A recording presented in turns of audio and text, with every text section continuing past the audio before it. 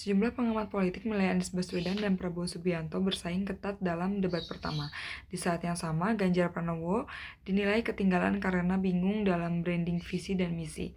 Anies Baswedan mendominasi debat pertama dengan retorika yang baik. Dia menilai Anies Baswedan punya keleluasaan menyerang gagasan dua kandidat lain karena menyusung visi perubahan. Tiga kandidat punya kesiapan yang sama menghadapi tema debat kali ini. Di segmen 1, 2, 3, Prabowo dan Anies imbang, Ganjar keteteran, sisanya Anies unggul ketimbang dua lainnya. Anies juga diuntungkan karena ketidakpastian Prabowo pada sesi tanya jawab. Anies pun diuntungkan dengan pertanyaan-pertanyaan Ganjar yang justru memberi panggung untuk dirinya. Penampilan Anies yang fokus menceritakan diri sebagai seorang intelektual, hal itu tercermin dari berbagai paparan data. Selain itu, Anies sering melabeli jawaban pesaing-pesaingnya dengan kurang komprehensif ataupun menanyakan data. Anies kan berupaya menunjukkan intelektual.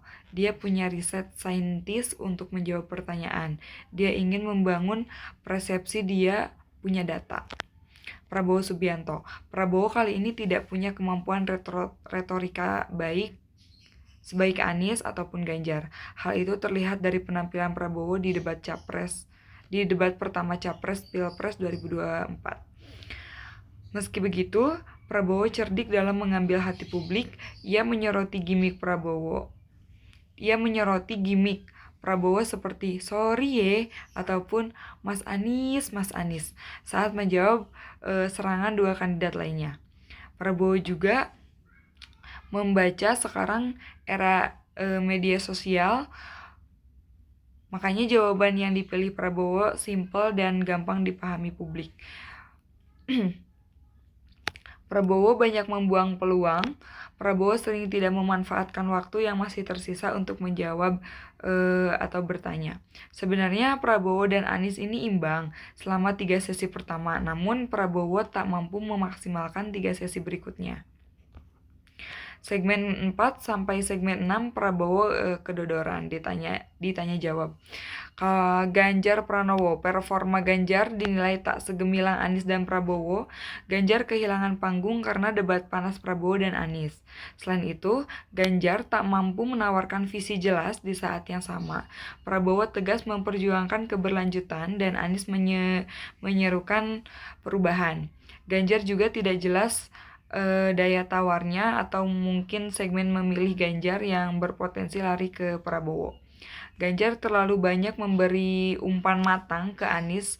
Pertanyaan-pertanyaan Ganjar justru menjadi ruang Anies untuk mencuri poin. Satu-satunya panggung Ganjar adalah saat menyerang Prabowo dengan isu HAM, namun Prabowo mampu bertahan dengan apik. Mungkin cukup sekian analisis debat Capres dan Cawapres tahun 2024 dari saya. Terima kasih. Wassalamualaikum warahmatullahi wabarakatuh.